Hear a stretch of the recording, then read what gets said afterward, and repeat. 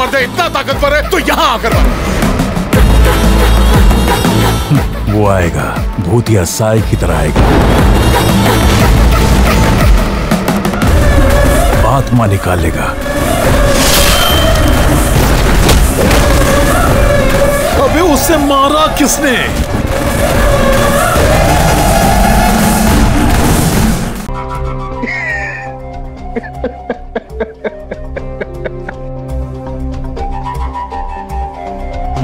याच्यात गोळी नव्हतीच।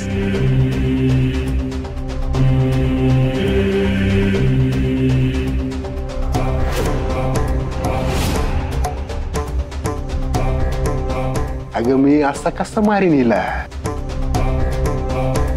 हिच्याशी मला लगीन करायचंय, हनीमूनला जायचंय।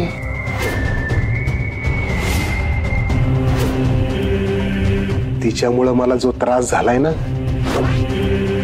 त्याचा सगळा हिशोब चुकता करायचा आहे।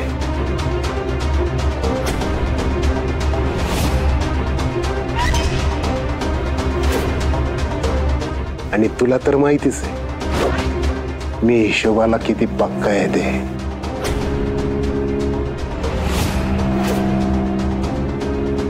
आणि हिशोब वसूल केल्याशिवाय मी काही समोरच्याला सोडत नाही।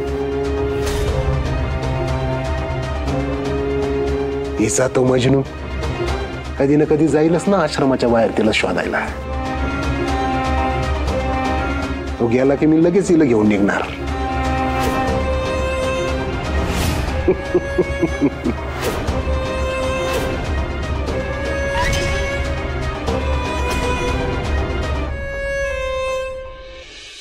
आता ही माझी होणार, आणि हे जर कोणाला कळलं तर या बंदुकीत गोळ्या भरीन आणि तुला मारीन, समजलं का?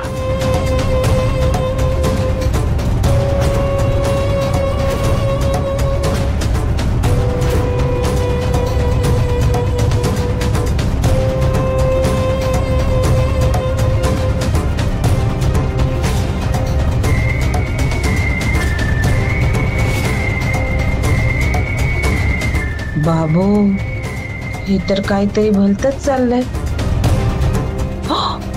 गौरी तर गोनीत, म्हणजे हा खंदके पाटीलच छुपे रुस्तम निघाला।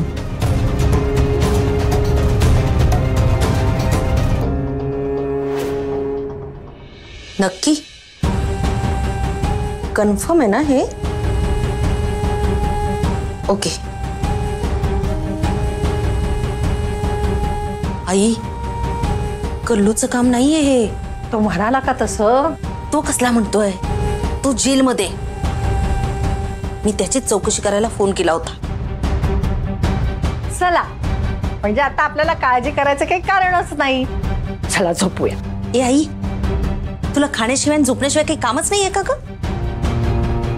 इथे त्या गौरीला कुणी उचललं याचं टेन्शन आलंय मला।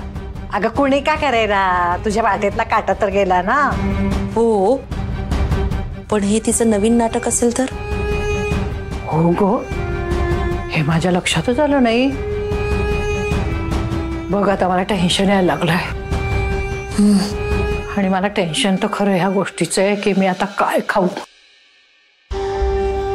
टेन्शन आलं ना की मला खूप भूक लागते। आई, खोड काय करू तुझं मी?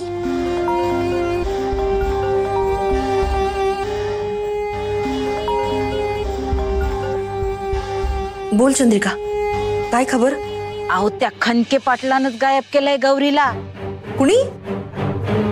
हा कोण आता? आश्रमाच्या जमिनीचा मालक आहे तो। आजच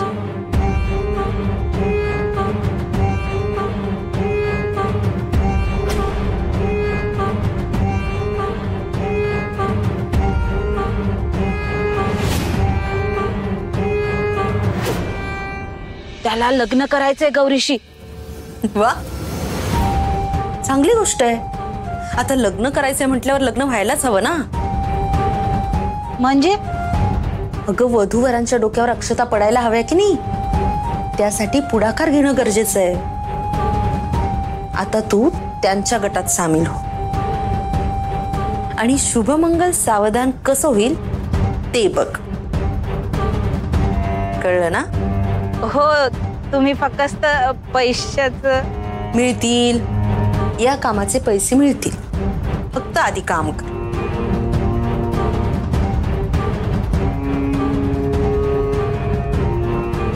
हे सगळं काय चाललंय?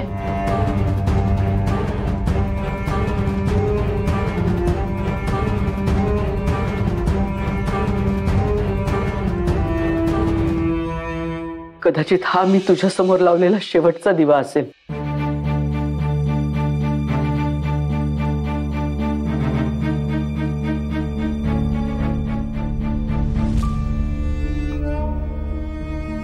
माझी गौरी जर परत आली नाही ना, तर मी कदाचित तुझ्या पुढे कधीच हात जोडणार नाही.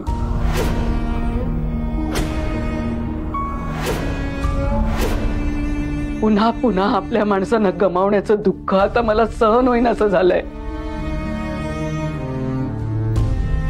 जेव्हा रुद्रचा तुझ्यावरचा विश्वास उडाला होता तेव्हा मी त्याला समजावायचे. देव आपला विचार करतो, तो आपल्या पाठीशी उभा राहतो असं सांगायचे मी त्याला. पण आता माझ्या लक्षात येते, वारंवार आपली माणसं गमवावी लागली ना की देवावरचा विश्वास उडून जातो, जसा माझा उडत चाललाय. मी तुझं अस्तित्वच मान्य करणार नाही अशी वेळ येऊ देऊ नकोस माझ्यावर. एका भल्या मुलीच्या आयुष्यात सतत विघ्न येत आहेत आणि तू डोळे मिटून बसून राहिलास.